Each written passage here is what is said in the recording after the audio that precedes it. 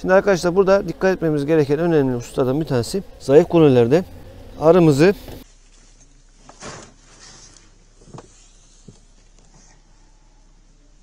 Merhaba sevgili arkadaşlar. Bugün sizlerle 3-4 çıtalı kovanlarımı nasıl kışlatmaya alıyorum? Bununla ilgili video paylaşmak istedim. Bir tane kovanım var 3 çıtalı. Bunları birleştirmeye karar vermiştim ben. Bir önceki videomda paylaştım bunları. Kovanımızın bir tanesi ana arısını değiştirmiş. O yüzden birleştirme yapamadım. Normalde kışlatmaya zayıf kolonilerle girmiyoruz arkadaşlar. Mümkün olduğu kadar güçlü kolonilerle giriyoruz. Çünkü bahara çıkabilmek için, daha sağlıklı çıkabilmek için. Şöyle zayıf hazır kovanımı açmışken zayıf koloniler kışa nasıl sokulur? Bununla ilgili videomu paylaşmak istedim. Öncelikle arkadaşlar kışa girmeden muhakkak stok kontrolü yapmamız gerekiyor. Şu anda kek beslemesi veriyoruz. Çünkü havalar gayet güzel. Arıların uçmasına müsaade ediyor. Evet. Bu stoğu gördüğünüz gibi arkadaşlar. Altlarda polen, üstlerde balımız. Ve aynı şekilde arkası da aynı şekilde polen ve bal, gayet güzel bir çıtamız var. Bunların anası 3 yaşında. Yani 2 sezon geçirdiler.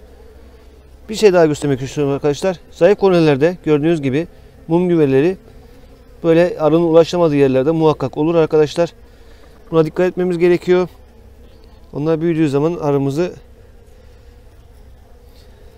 yok etmeye kadar gidebilir arkadaşlar. Ondan dolayı dikkat edelim. Çıtaların mümkün olduğu kadar tabana basmaması gerekiyor. Orada da ürer. Verdiğimiz işte bu şekilde poşetlerde verdiğimiz yiyeceklerin olduğu yerde de üremesine devam ediyor. Evet arkadaşlar, bunda görüldüğü gibi stoğumuz da az. Balımız da az. Polenimiz de az. Anarımız buraya geçmemiş. Arkasına bakıyoruz. Yok denecek kadar az. Bu çıtayı alacağız arkadaşlar. Kovanda bırakmıyoruz bunu. Bırakırsak arımızı yaymış oluruz. Zaten önümüzdeki hafta diğer yeni analı kolonimizde bu koloniyi birleştireceğiz. Normalde bu hafta onun videosunu paylaşacaktım. Ancak diğer kolonide anarı değiştiği için yenilemiş anarısını. Bundan dolayı paylaşamadım. Evet, bu da. Bunda da gene aynı şekilde anasını değiştirmeye karar vermiş kolonimiz kışa girmeden. Bu da genç analı. Anarımızı görebileceğiz mi acaba?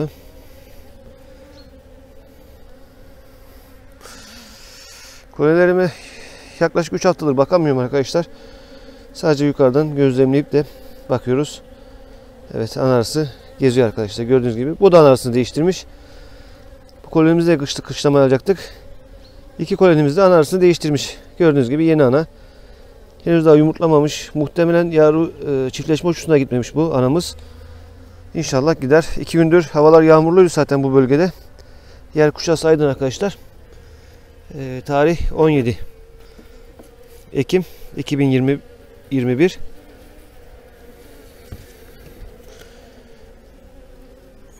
Bal stoğuna bakalım. Evet, gayet bal stoğu güzel arkadaşlar. Arkasına da bakalım. Arkasında da polenimiz var. Gördüğünüz gibi bol miktarda ana çıkarmış bu kolonimiz. Şunları yandan parçalamış. Çıkanlar bunlar. Bir tanesini benimsemişler. Şu anda görünen bir tane. Oğul vermemiş. Çünkü zaten koloni çok zayıftı. Oğul vermemiş. O yüzden tekrar bakalım, tek anam vardı. Çift başka ana var mı? Görünürde.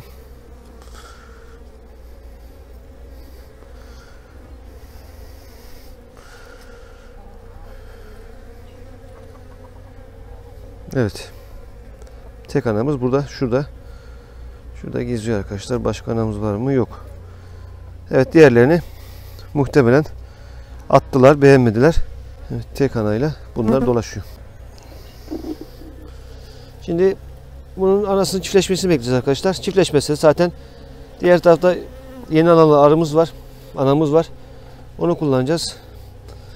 Evet, bunlara şerbetin altındaki stoğu bitirmiş bunlar. Şurada var. Bunları doldurmasını için uğraşacağız. Şerbet vereceğiz. Şimdi arkadaşlar burada dikkat etmemiz gereken önemli hususlardan bir tanesi, zayıf kolonilerde arımızı uçuş deliği hizasında şu şekilde yapacağız arkadaşlar. Yemlik olmazsa olmazlardan bir tanesi, yarım yemlik stok vereceğiz buna. Evet arkadaşlar, bu şekilde yapacağız. Buna sıvı yem vermeyeceğiz. Tam uçuş deliğini ortaladık. Çıtanımızı ortaladı. Çünkü arının rahat uçup girebilmesi için ve içeriden ön taraftan taze havanın alabilmesi için bu şekilde arkadaşlar. Altını kapatmıyorum zaten ben kovanların. Plastik tabanlı altları. Şunu da şöyle silkeleyelim. Bunu alacağız çünkü. Kışa girmeden mümkün olduğu kadar arımızı daraltacağız arkadaşlar. Formik asit aparatını kovana bırakıyorum. Şimdi burada yapmamız gereken hususlar arkadaşlar. Şöyle stafor da koyabiliriz. Bölme tahtası da koyabiliriz. Arımızın çünkü neden koyuyoruz bunları? Arımız az. Normalde ben ruşet kovanlara kışlatıyorum. Kışlatırken zayıf kolonileri. Arımız az olduğundan dolayı kendini ısıtması için, yavru üretebilmesi için ve balığı alabilmesi için sıcak ortam lazım. Ve enerjiyi az tüketmesi lazım. Soğuk ısıtmak için enerji harcayacaktır. Ondan dolayı ortaya alıyorum ve stafor koydum. Birçok kovanımda bunun videosunu paylaşmıştım. Ortasında bunun stafor var. Kenarlarında su kontrası var. Su kontrol plağı var. Nemden, rutubetten etkilenmeyen. Bunu da bu tarafına koyuyorum. Bu şekilde. Sanki biraz kaymış gibi. Biraz daha ortalamam gerekecek kovanımı. Şöyle. Uçuş deliğini tam olarak ortalayacağız arkadaşlar. Tam ortaladık. İsteyen sağa veyahut da sola da koyabilir ama bu şekilde yapmak daha faydalı. Çünkü neden? Ön taraftan taze hava girecek ve arının uçması kolaylaşacak. Hem arı kovanı savunması için ön tarafta nöbetçi arına bırakacağı için ondan dolayı muhakkak uçuş deliği tarafında olması gerekiyor. Kenara bırakırsak uçuş deliği kısmı boş kalacak ve arı sıkıntı yaşayacak arkadaşlar. Şöyle temiz bir çuvalla arımızın üstünü kapatıyorum arkadaşlar. Şöyle yapıyorum. Şöyle boşlara sarkacak şekilde arının alanını iyice daralttık arkadaşlar.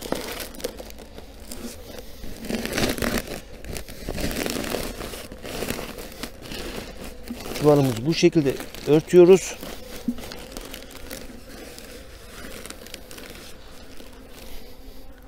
Üzerine naylon koyuyorum. Şimdi naylonu koyacağım şöyle. Naylonu koymazsak arkadaşlar ister istemez çuval biraz hava geçirgenliğini yapıyor. Bu sefer arı oraya komple kapatabilmek için propolisle örmeye çalışıyor ve bu da enerji kaybıdır arı için. Uğraşmasıdır. Ondan dolayı bu şekilde naylonu üzerine kapatmanızı tavsiye ediyorum. Direkt çıtanın üzerine koyabilirdik. Üstüne çuval koyabilirdik. Bunu da bu şekilde üstüne koyuyorum. Şöyle bir rudi gibi. Bunu da bu şekilde üstüne koyup kapağımızın altı da stafor, daha çok ısıyı yalıtabilmek için. Buradaki amacımız içerideki sıcak havayla soğuk havanın birden çarpışmasını engellemek ve sıcak havayla soğuk hava birden çarpışınca terleme yapar. Evlerde de kuzey cephelerinde farkına varırsanız yalıtım iyi değilse kuzey cephelerinde terleme olur. Pencere altlarında terleme olur. Neden? Çünkü dışarıda soğuk hava var, içeride sıcak hava var. Bundan dolayı terleme yapar. Arkadaşlar gördüğünüz gibi zayıf kolonimizi kışlamaya aldık ve burada ana arımızın değiştiğinin farkına vardık. Ve normalde ben bu iki kolonimi birleştirme için bekletmiştim bu kadar zayıf kolonilerimizi. Yani kışa girmeden arı nasıl birleştiriyle ilgili bir video paylaşmak istedim. Ondan dolayı bunları beklettim ve gördüm ki analarını kendileri değiştirmiş. Biz müdahale etmediğimiz için, biz değiştirmediğimiz için. Bu tür koloniler önemli kolonilerdir arkadaşlar. Çünkü kışa farkına varmış, ana arıyla girilmeyeceğini ve değiştirmeye kalkmış. İki kolonimde bir önceki videomda paylaştım. Diğer kolonimiz yumurtlamaya başlamış ve bu kolonimizin de yumurtlamasını bekliyoruz. Buradaki kolonimiz yumurtlamaya başladıktan sonra, yumurtalar kapandıktan sonra bu iki koloniyi birleştireceğiz. Buradaki taze anayı da başka bir kolonideki ana arıyla değiştireceğiz. Veyahut da çok güçlü kolonilerden bölme de yapabiliriz. Bu şekilde videomuzu hazırladık. Umarım hoşuna gider. Sizin de farklı bir yöntemleriniz varsa kışlamayla ilgili bunu da paylaşırsanız bize memnun oluruz. Ne diyoruz? Bir sonraki videoda buluşmak ümidiyle. Hoşça kalın, dostça kalın, sağlıcakla kalın.